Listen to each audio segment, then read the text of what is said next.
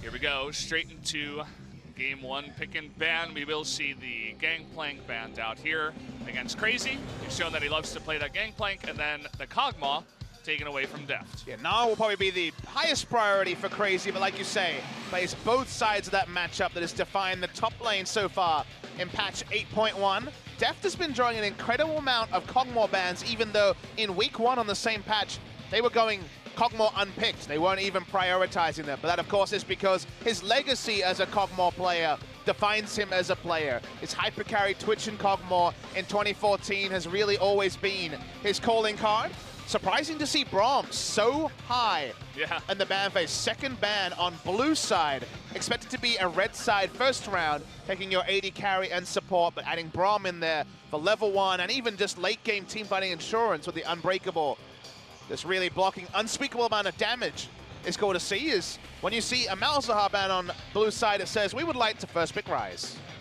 That it does. I love the fact that Braum is finally getting the attention he deserves, right? We were talking about how it's just so strong, #1 support nowadays, and it does get taken away. You were talking about Ryze. They are hovering the Ezreal, and we'll lock it in. Deft on Ezreal, very scary. Is the strongest of the Triumvirate available, and maybe Pawn just wants to go with his 3-0 Azir and extend it. Traditionally, people like the Ryze side of the matchup, but we should mention that Tempt has been basically Malzahar only this season when we think of his effective picks. Played some Talia and Ryze, hasn't really impressed us on those, so maybe it's just a comfort ban rather than a coverage ban for a Ryze. Yeah, they take away the Varus and the Kha'Zix, but I said it before the game started, you don't necessarily want to give that Azir away to Pawn, but we'll see what they do decide to pick here. They're hovering the Ornn right now. 1 second left to go. And Pawn's Galio is also available, so will they just go for an unkillable front line and try to increase the pace of the game? For now, at least, not revealing it, although when you see Jarvan, you start to wonder. Okay. So mid lane being deprioritized, which to me does suggest that perhaps things like the Galio will be considered. Could see BBQ just lock in mid lane and double ban it against the side of KT. But the Gnar is available. It's ultra comfort for the side of Crazy. Yeah. And if it is to be Ornn versus Gnar, which is certainly a possibility, we haven't seen support Ornn out of Mata, but it's been pretty commonplace here in Korea, then that will suit the side of BBQ just fine. You were talking about that dive comp, and it was actually support Ornn in that game that was being played by the Rock support. So not really thinking that it's going to be that with the Gnar. They want to take that matchup. Gnar, a pretty decent blind pick as well. They don't think that Smeb is going to bring out the Jace here and try to smash that Gnar in the way that Khan does. But either way, I think perhaps they should, because Smeb is another one of our Jace gods in Korea. Smeb, Cuvee, Khan certainly are great Jace players. Janna banned, so suggesting a tank support. Again, still could be the Ornn. Ornn actually gets countered by Janna in teamfights if you time the Tornado perfectly after the first cast of the ultimate to interrupt his ability to actually use the second part of the core, the Forge God. Or coverage bans for the Gnar, but noticeably, no Jace ban. Yeah, and you'll notice that they ban out the 1 support pick and 1 top pick. I mean, I suppose the Camille could go jungle, but you already picked Jarvan. So they're thinking, you know, maybe this Ornn could go support, or it could go top. So let's take away 1 from each position that we're very scared of right now.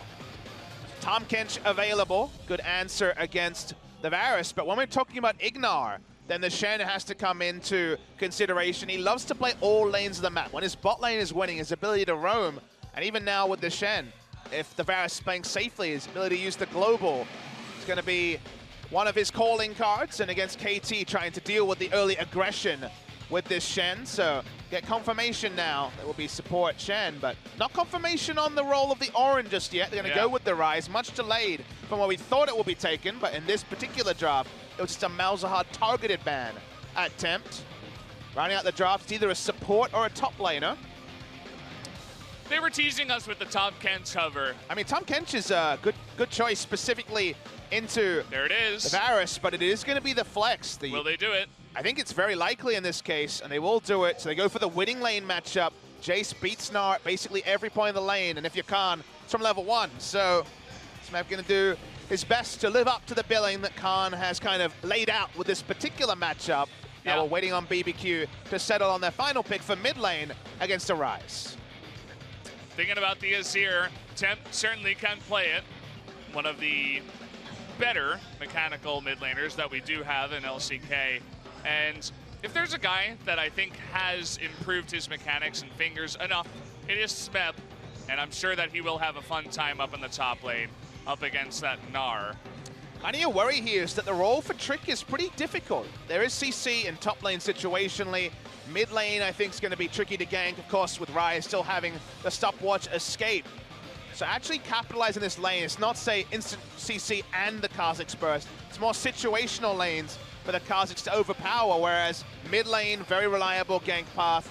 Smeb is going to have Crazy at low health for the majority of the laning phase, and bot lane is going to be pretty non-interactive for both sides if KT have their way. So I like the draft from KT Rolster. It's all about the Jace. If the Jace gets ahead, we know how it goes. KT Rolster going to want to do their best impersonation of Kingzone Dragon X with a comp like this. I like the amount of poke they have on this composition as well. Even the Rise Qs are very nice, and you can get an engage going from essentially anywhere on the map with the Ornn ultimate. It really just offers you a way to get into that back line and dive anyone you want while having Deft completely covered by everyone else that's going to be up in the front. So, do like the composition as well. Does confirm my suspicion that KT and most teams in Korea do value the Rise over the Azir. Good laning matchup, but ability to play side lanes is what we always talk about with Rise, when then over the side of BBQ, much more balanced draft. Certainly not a draft like their last draft against Rox Tigers, where you held your hands up and said, well, maybe you lost at draft. Very standard draft, but drafting standard against KT Rolster is a bit of a risk, especially as they come off the confidence of taking down SKT in the Telecom War. Definitely going to be a hard matchup for BBQ going into this one, but let's see what they can do jumping into game number 1 of KT Rolster versus the BBQ Olivers.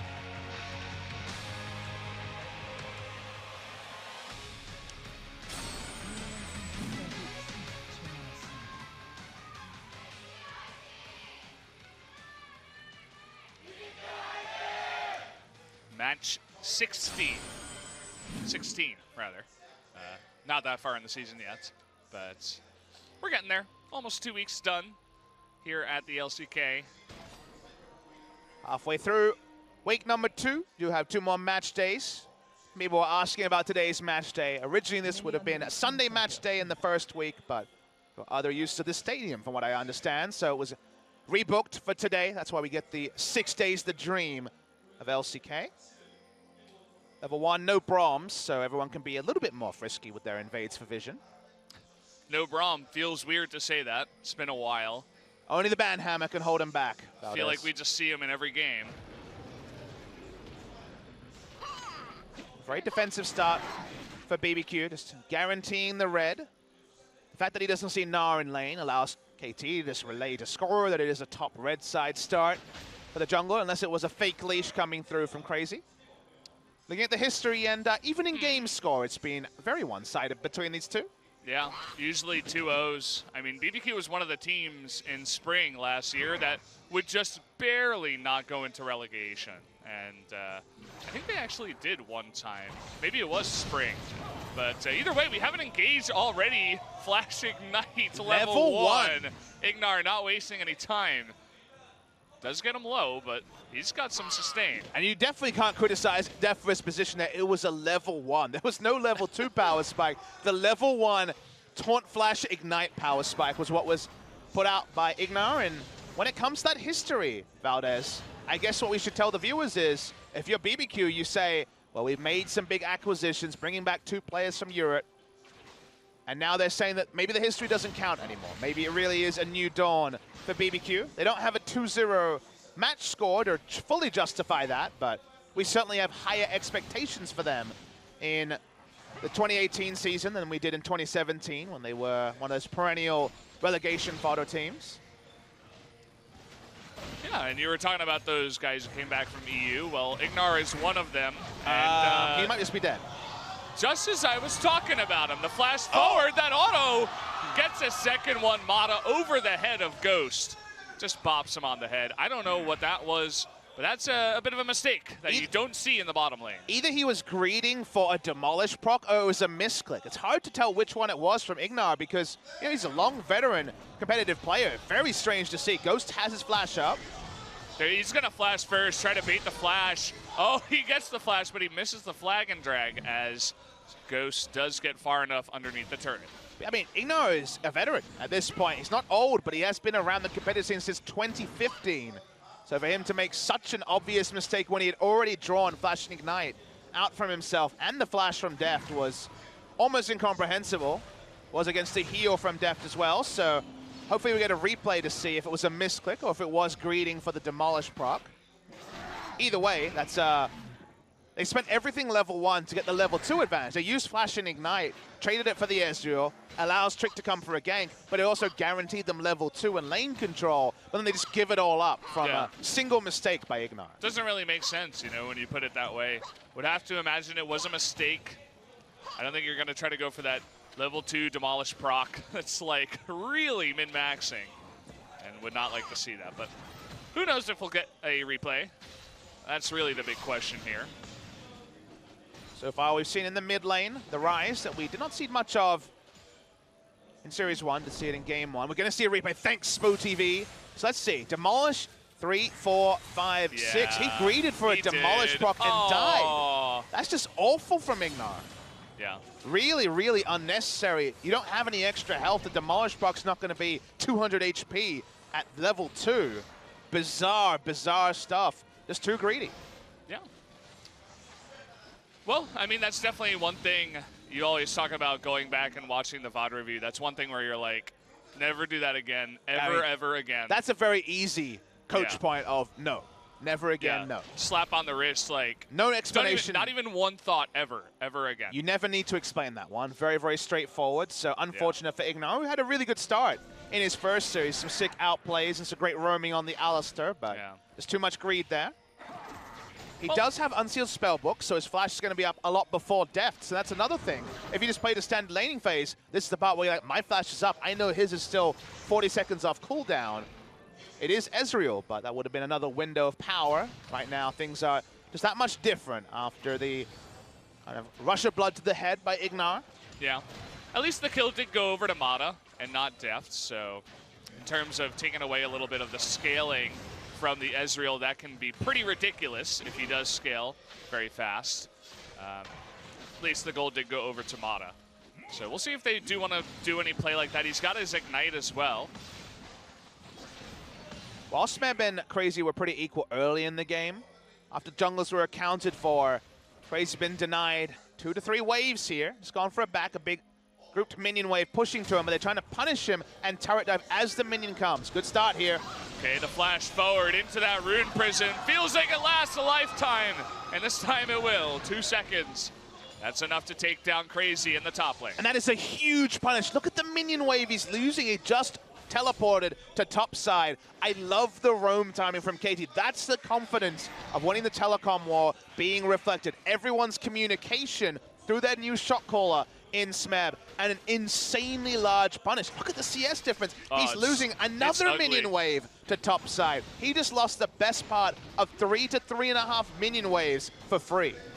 It's real ugly, and even the red buff goes to Smeb on the Jace to add insult to injury. They put a control ward at the red. Trick tries to go in there, but he doesn't have a smite available, so he can't even steal the red back. So wasted time for Trick. Got invaded at his Raptors right after that kill happened. And already a nice little lead here for KT.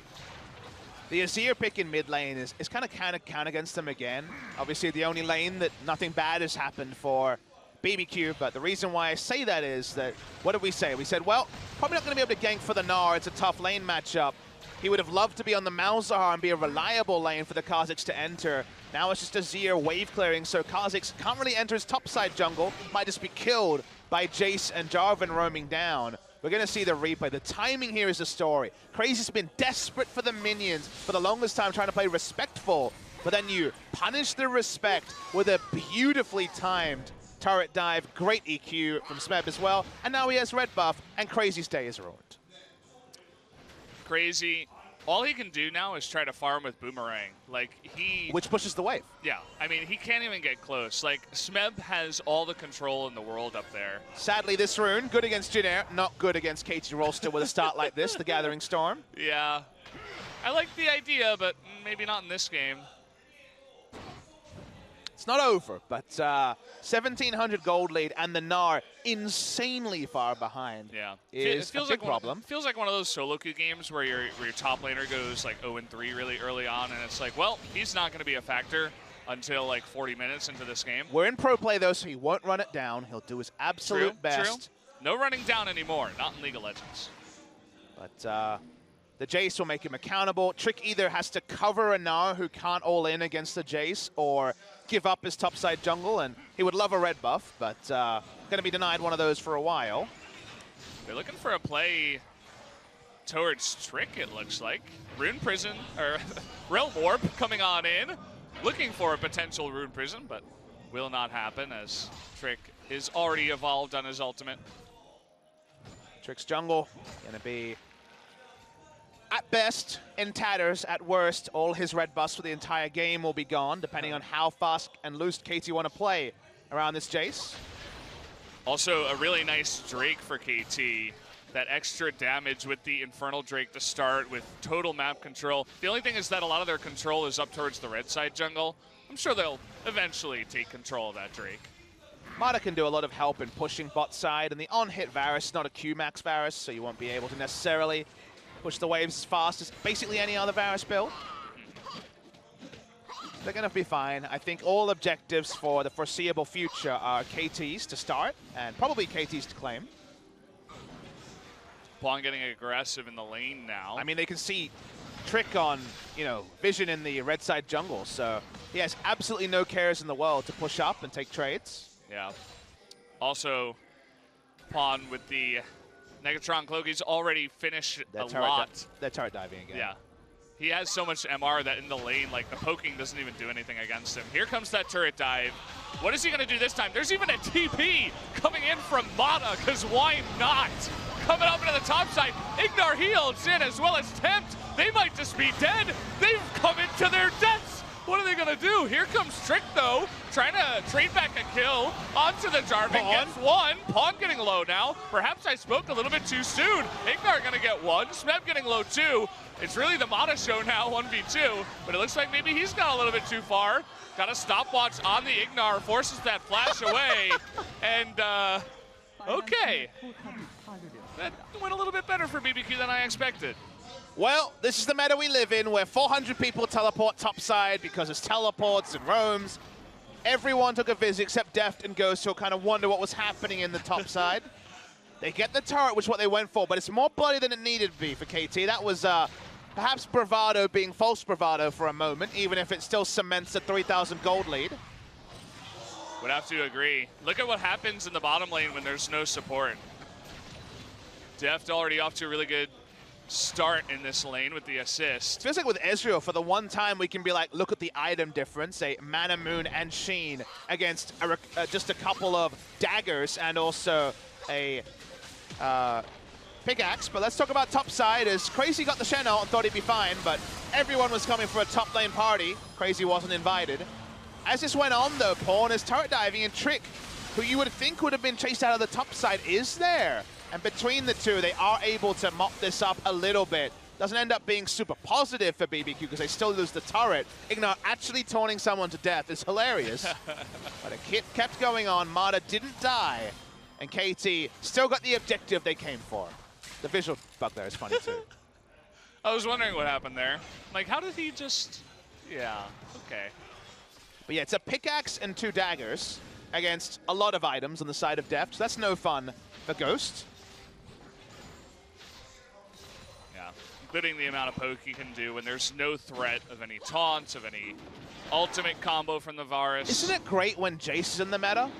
It is. The games just have so really much fast. action. I feel like SpoTV is just like all these teams, they've banded together and they're like, hey guys, it's Papa's birthday, it's Pawn's birthday, let's get everybody home on time and let's have some time to celebrate. Let's play these really fast compositions and make them work.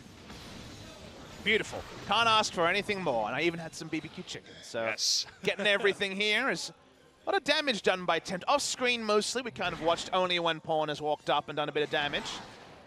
Bit of a one-sided narrative there for the birthday boy. Another invade by Score. As I said, every objective KT wants, BBQ is probably going to be second to. The ultimate comes through. Doesn't actually steal it away. Yeah.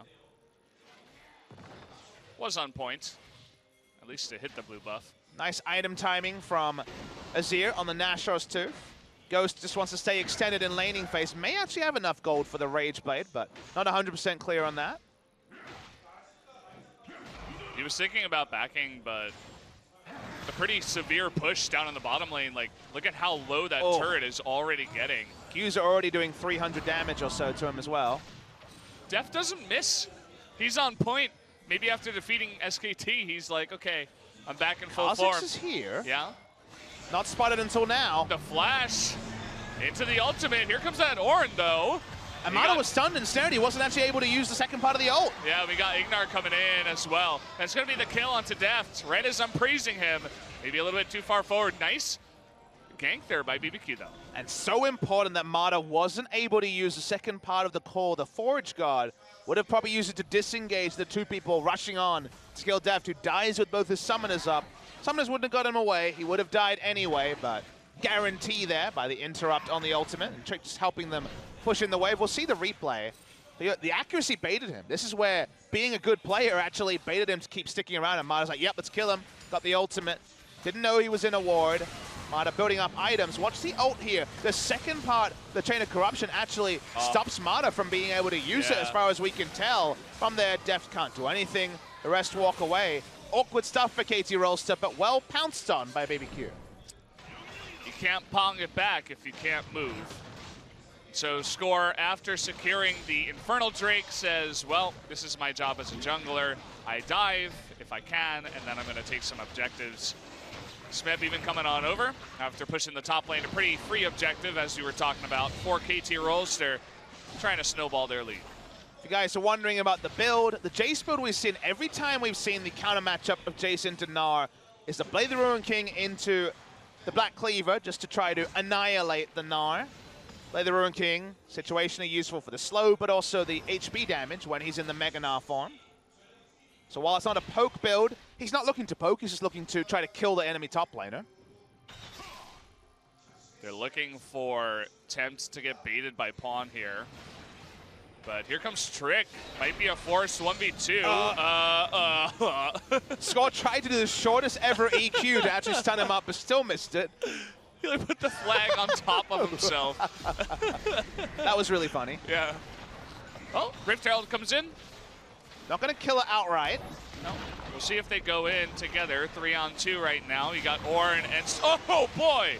Tempt losing more than half his health to one shock blast. And at the same time, the bottom turret goes down. Nowhere for the Varus to stand. He couldn't come over. He couldn't do anything. The ult from Ignar is still on cooldown. It gets a second charge, but obviously not going to be a massive one. KT Rolster. So much standing gold, and they want Ghost as well. And they're going to have him eating up their BBQ chicken very deliciously tonight.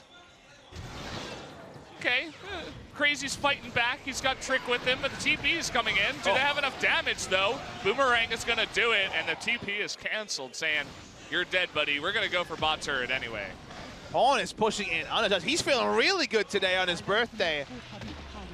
Feels birthday man working for Pawn and for KT Rolster. It took the time of Trick as basically every part of their structures outside the base were being taken down as they chased down the kill.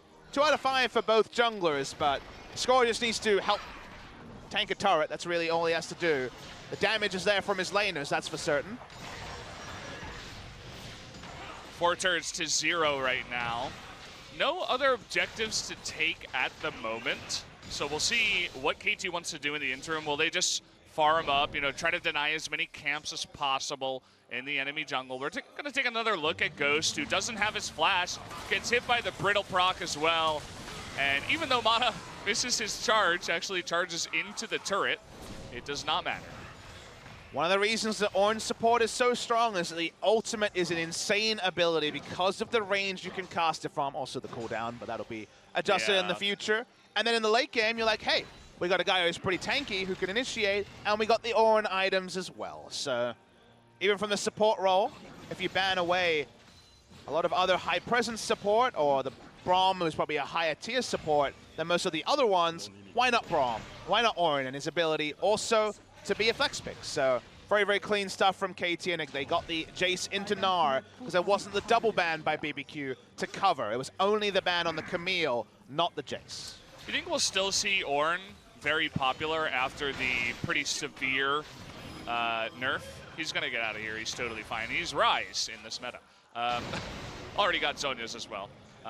You think we're going to see Auron still after the heavy nerf to the cooldown? So the nerf to the W Unstoppable is a pretty big one for laning phase. Yeah. I actually think we'll see him more in support. I don't think we'll see as much top lane Auron. But I think for support, obviously the outplay is nice, but just how much he provides from support in terms of engage and also the items in a long meta, where games are on average going very long, I think he still will see a spot in support, but my first thought is probably not at top lane. Yeah, would have to agree. You'll notice that Mata down in the bottom lane just went for cooldown reduction boots. Why not? He's basically just lets ult as many times as possible. Hey, right he'll tank some turret shots as well. Yeah, you know, he's probably got demolition. Move on in there and do a bit of damage. KT's map control has been pretty much 100%. I actually spy some aggressive wards on the enemy blue. That's the first time BBQ have been able to push up vision. Is why not kill Ghost again? He has his flash, but they decide just to knock him up. The shock blast is going to miss here. But Deft with the red buff. Tempt cannot stay in lane against Spawn anymore. I say Deft, I mean Tempt.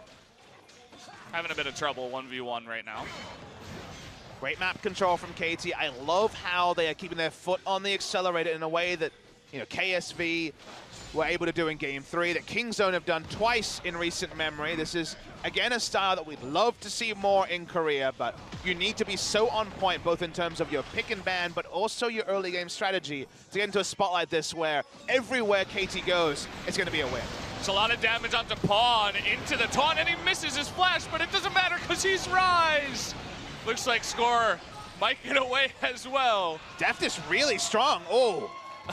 He was doing 400 damage Mystic shots onto Trick.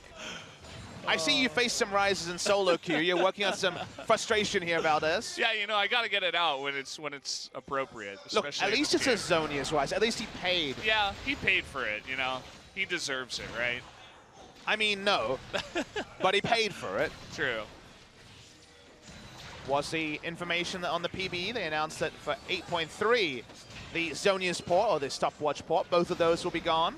Okay. But we've still got a few more weeks to enjoy of this. It's nice for all the Ryze players. I made a tweet the other day where I was like, how much of Ryze's, you know, top tier potential in the meta currently is because he has a free escape with stopwatch and Zhonya's eventually? What do you think, Papa? You For didn't solo answer my queue, tweet. I would say 95% because Okay. Ryze is not a good champion in solo queue. His ultimate gets almost no value because the amount of coordination without voice comms is unlikely. In pro play, you know, it's 50-50. We're going to watch the replay here as somehow Pawn didn't die. Thank you, Sonya's. The thing is, Ryze is a safe laner even without the ability to stopwatch ult, just because he builds in such a flexible way, tier into whatever you feel like when it comes to mana items. So he'll still be used, I think, at least a bit. But for solo queue, I think almost all of his power, his ult is almost an ability you shouldn't level, just because without the Zhonya's play, I think it really contributes almost nothing in pro play. Sorry, in solo queue play. Yeah. Okay, well, I guess we'll see in the future. 8.3 will be rolling around eventually. You can still play side lanes really well, so we'll see some of it as they're hunting crazy. And they should be able to get him. In comes Ignar. Score trying to move forward. He gets that max range Cataclysm. A couple more auto attacks will do it, even with how tanky Crazy is right now, surprisingly. They do eventually take him out 3-on-2. Score actually dropped the Cataclysm, stopped there being a multi-man stun against it. Smart from him. Not that it was going to matter in that case. Too low was the Gnar. They keep pushing up, going to get a little bit of damage onto the inhibitor turret here. They back away. He draws 3 people. Things going great for the side of KT Rolster. Turns out that even in 8.1, if you get this far ahead this fast, with that big of an advantage up in the top lane, and even in the bot lane, you can snowball it quite easily. They couldn't afford to have bot lane give up a kill early while top lane was a counter matchup, Valdez. That was the really big problem for the side of BBQ. Drake's gonna try to make something out of this. He thinks better of it. Yeah. Yep.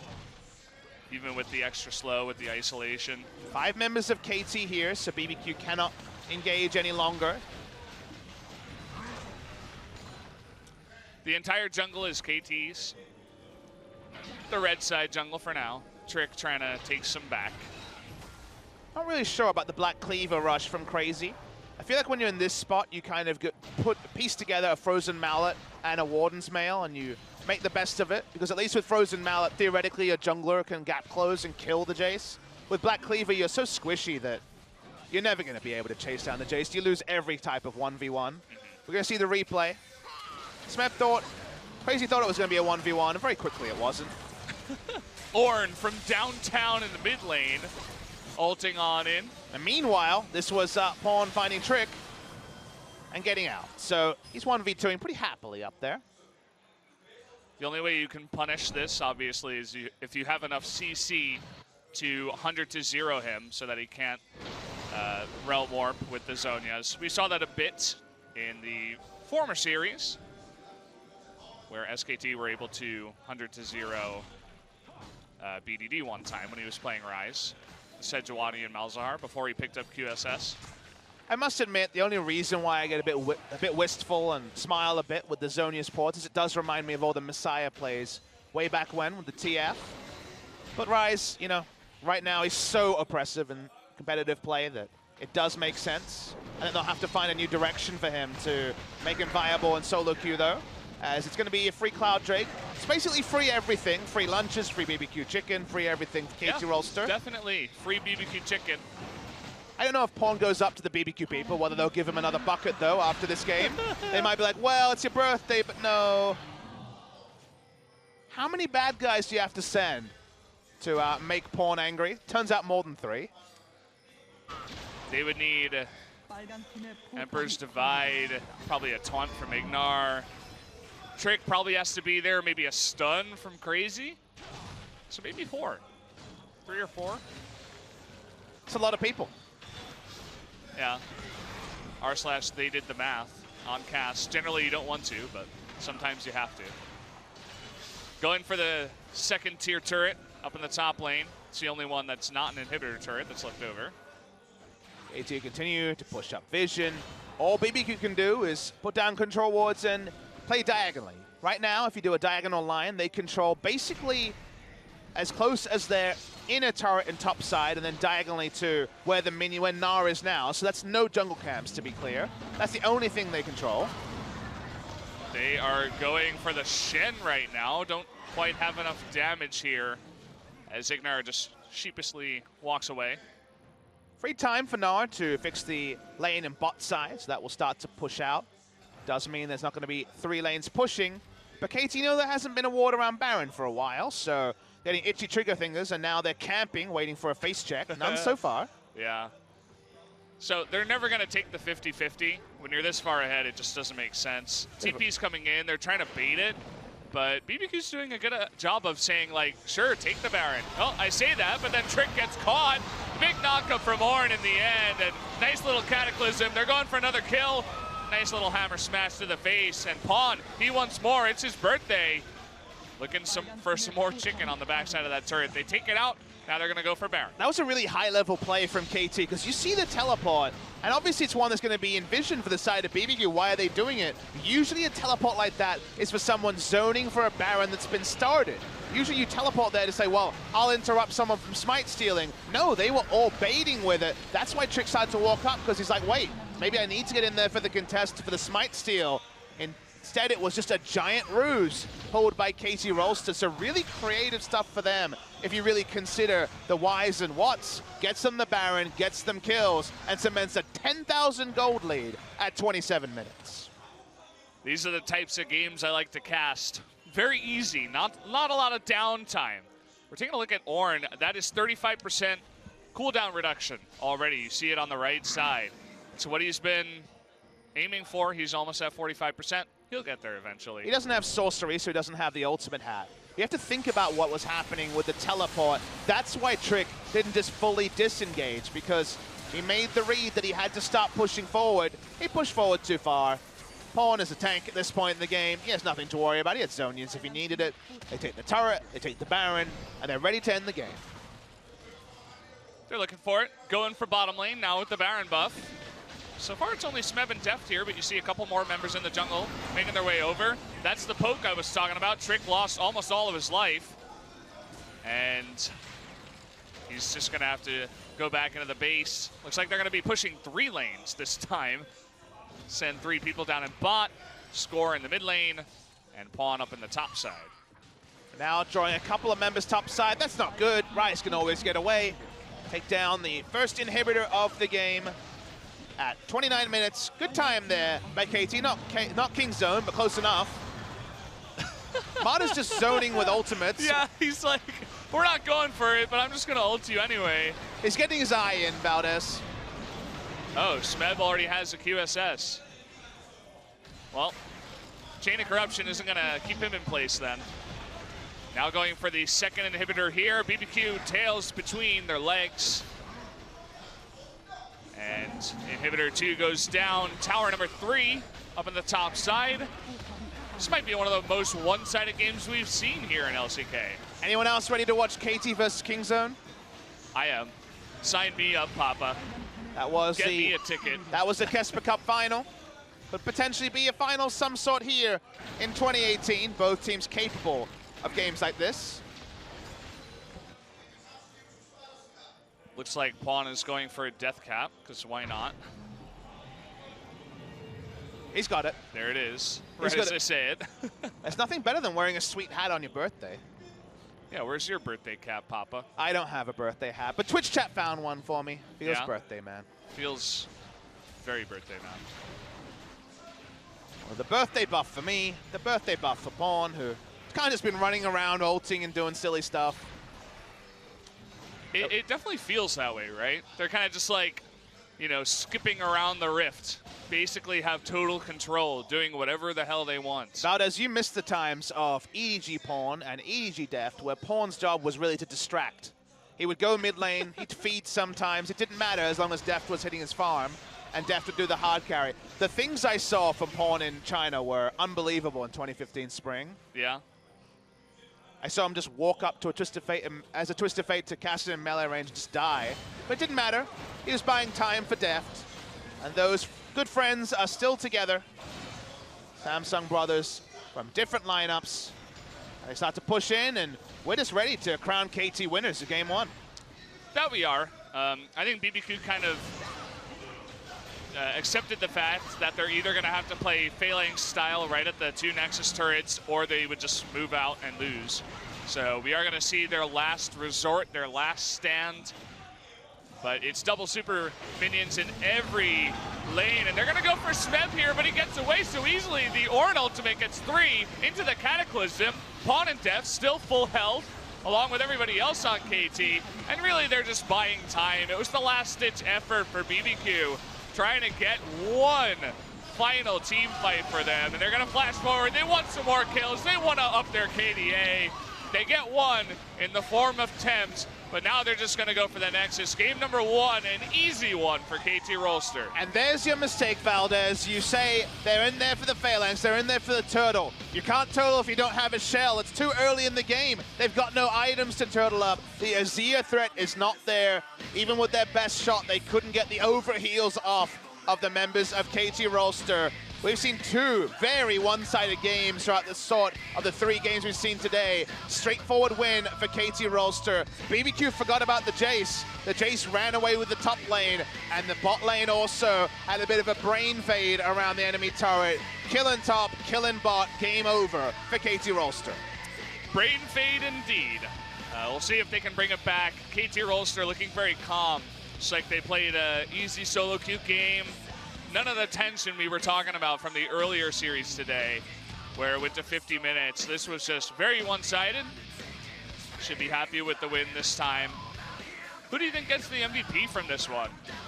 Man, it's pretty hard. I feel like the whole team did quite well. I give it to Mata. He was having a lot of fun, throwing out his ultimates to zone. Just give it to Pawn. It's his birthday. Yeah, why not? Whatever. BBQ, a lot to pick up there, but not a game you would dwell on. You know, they were just smashed in this game. There's not really anything else to say about it. So they're going to go back, try a new strategy. Kha'Zix with those kind of middling lanes. Unfortunately, the moment that Jason to Gnar happened, I felt like the Kha'Zix was going to have a rough time. Yep. He definitely did. So did Crazy, the last man on your screen. Only smiles for KT Rolster. Bit of a training exercise for them. Game facts. Here we go. It's all just one-sided here. Straight up the gold chart. Looks like perhaps BBQ had some in the end, but that doesn't really make sense.